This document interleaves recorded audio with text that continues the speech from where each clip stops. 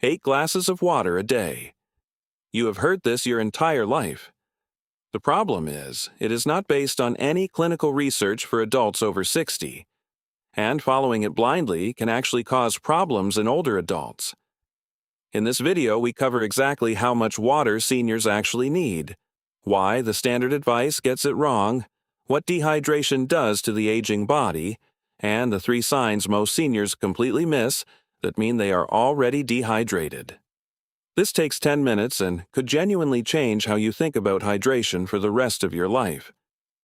The 8 glasses rule has no single scientific origin. The most commonly cited source is a 1945 recommendation from the U.S. Food and Nutrition Board that suggested approximately 2.5 liters of water per day for adults.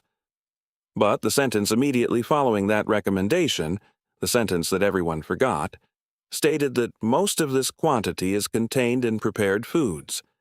It was never intended as a prescription to drink 8 glasses of plain water on top of a normal diet.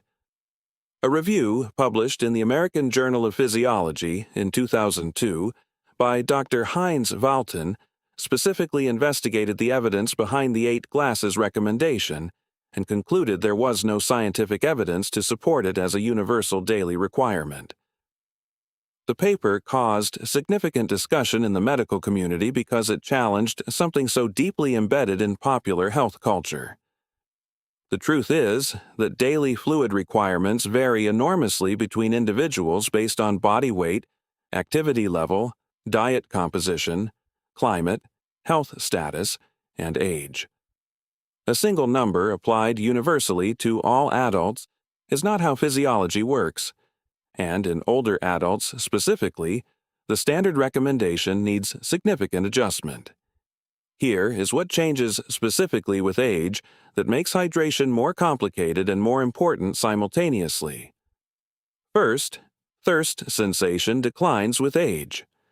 Multiple studies have documented that older adults have a significantly blunted thirst response compared to younger adults under the same conditions of dehydration. A landmark study by Phillips et al., published in the New England Journal of Medicine, found that older adults not only felt less thirsty when dehydrated but also drank less to rehydrate when given free access to water. The thirst mechanism, which works reliably as a hydration signal in younger adults, becomes a progressively less reliable guide after 60. Second, kidney function declines. The kidneys become less efficient at concentrating urine with age, meaning more water is required to excrete the same waste load. Older kidneys also respond more slowly to changes in fluid status. Third, total body water decreases with age. Muscle tissue holds significantly more water than fat tissue. As muscle mass declines with age, which we covered in video 2, the body's overall water reservoir shrinks. This means smaller fluctuations in intake produce larger effects on hydration status. Fourth, medications. Many commonly prescribed medications in older adults, diuretics, ACE inhibitors, certain antidepressants, and laxatives directly affect fluid balance. This is one of the most underappreciated hydration risk factors in seniors. Even mild dehydration, a fluid deficit of just 1 to 2% of body weight, produces measurable effects in older adults that are often misattributed to aging itself or to other conditions. Cognitive function. A study published in the Journal of Nutrition found that mild dehydration equivalent to 1.4% body weight loss produced significantly impaired cognitive performance, increased perception of task difficulty, and worsened mood in adult women. Similar findings have been replicated in older adult populations specifically. Blood pressure and falls. Dehydration reduces blood volume, which reduces blood pressure.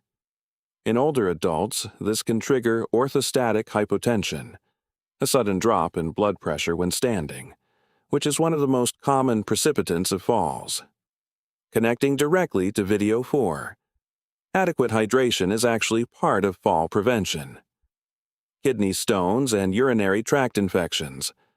Concentrated urine from chronic mild dehydration is a primary risk factor for both. conditions that are disproportionately common in older adults. Constipation. The large intestine extracts water from food waste. Inadequate fluid intake is one of the most modifiable causes of constipation in older adults, another condition overwhelmingly managed with medications when hydration should be the first intervention. The most practical and evidence-informed approach to calculating daily fluid needs in older adults comes from the European Food Safety Authority and from geriatric medicine research, not from the 8 glasses rule. The EFSA recommendations for total daily water intake and from all sources including food are approximately 2.0 liters per day for women over 60 and 2.5 liters per day for men over 60. These are total intake figures including water from food, which typically contributes 20 to 30% of daily fluid intake in a normal diet. For plain drinking water specifically, most geriatric medicine guidelines suggest 1.5 to 2.0 liters of fluid per day as a practical target for most older adults, equivalent to 6 to 8 standard 250 milliliter glasses. So the 8 glasses recommendation is actually in the right ballpark for some seniors, but only when properly applied to plain drinking fluid, adjusted for body weight, climate, and activity, and not treated as a universal ceiling. A more individualized formula used in clinical practice: 30 milliliters per kilogram of body weight per day as a baseline. For a 70-kilogram person, that is 2.1 liters. For a 60-kilogram person, that is 1.8 liters. For an 80-kilogram person, that is 2.4 liters. This formula adjusts for body size in a way that the flat 8 glasses recommendation does not. Adjustments needed: add 500 milliliters for every hour of moderate physical activity. Add 500 milliliters to 1 liter in hot weather or high humidity. Reduce slightly in chronic kidney disease, in which case specific medical guidance is essential. Because thirst is unreliable in older adults, the research suggests using objective markers to assess hydration status rather than relying on thirst alone. Here are the 3 most practical ones. Sign 1. Urine color. This is the most reliable and accessible hydration indicator available. Pale straw yellow to light yellow indicates good hydration. Dark yellow or amber indicates dehydration.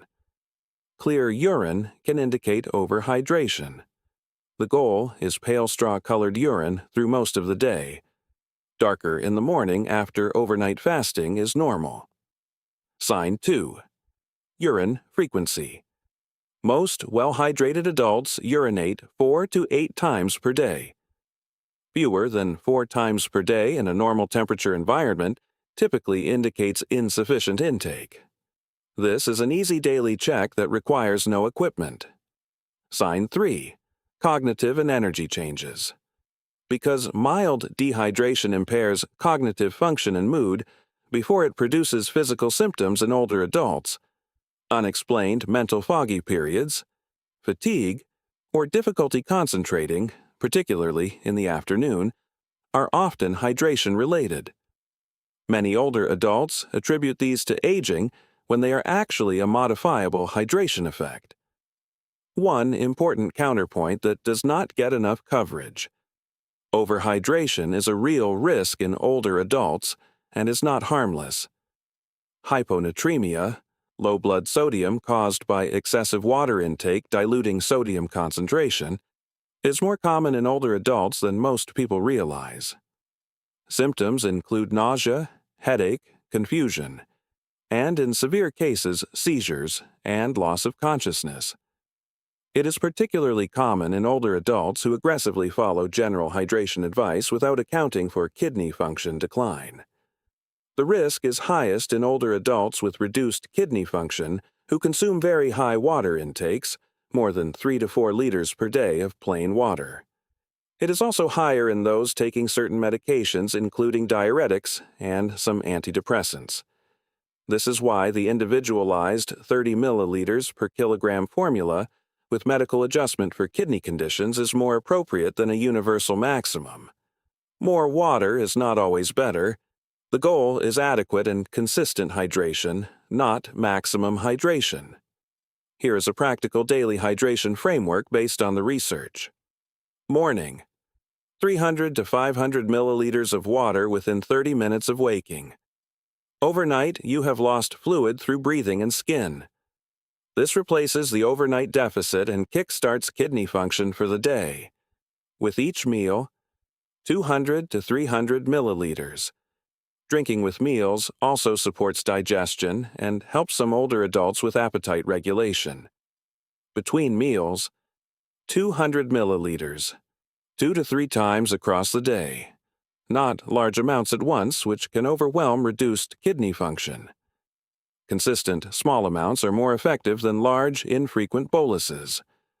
Before and after activity: 200 milliliters before any physical activity and 200 milliliters for every 30 minutes of moderate exercise. Check your urine color at midday as a simple daily calibration. If it is dark by midday, increase your morning and mid-morning intake. If it is consistently clear throughout the day, you may be overdrinking. What counts toward your fluid intake?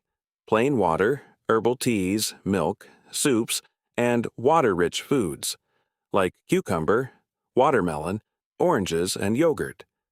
Caffeinated drinks count but have a mild diuretic effect. Net positive for hydration but not one-for-one with water. 3 specific situations that need individual attention. Chronic kidney disease. If you have been diagnosed with any stage of CKD, fluid intake recommendations from your nephrologist or renal dietitian take precedence over everything in this video. CKD changes the fluid management equation significantly, and general population guidelines do not apply. Heart failure. Similarly, if you have heart failure, your cardiologist may have set a specific daily fluid restriction, typically 1.5 to 2.0 liters per day. Exceeding this can worsen fluid retention and symptoms. Do not follow general hydration advice if you have an active fluid restriction from a physician. Dementia. Older adults with cognitive decline often lose awareness of thirst and forget to drink entirely. Scheduled fluid intake, a glass of water at every meal and mid-morning and mid-afternoon, is far more effective than relying on self-initiated drinking. Caregivers can significantly reduce hospitalization risk in this population by implementing a scheduled hydration routine. 3 things to take from this video and use starting today. 1. Calculate your personal baseline. Take your body weight in kilograms and multiply by 30 milliliters. That is your daily fluid target. If you weigh 70 kilograms, 2.1 liters. If you weigh 60 kilograms, 1.8 liters. Adjust upward for activity and heat. 2. Use urine color as your daily calibration tool. Pale straw yellow through most of the day is the target. Dark yellow means drink more. Consistently clear means you may be overdrinking. 3. Schedule your intake. Do not rely on thirst. It is unreliable after 60. Set a simple routine: water on waking, water with each meal, water mid-morning and mid-afternoon.